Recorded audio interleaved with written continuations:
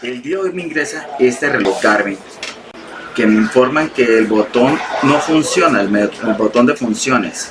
Pues vamos a bajar la pantalla, vamos a intentar reparar el botón. Vamos a darle la neta.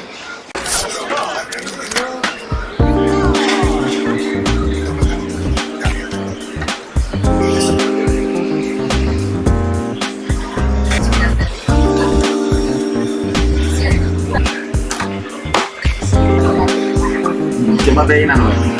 Córrelo.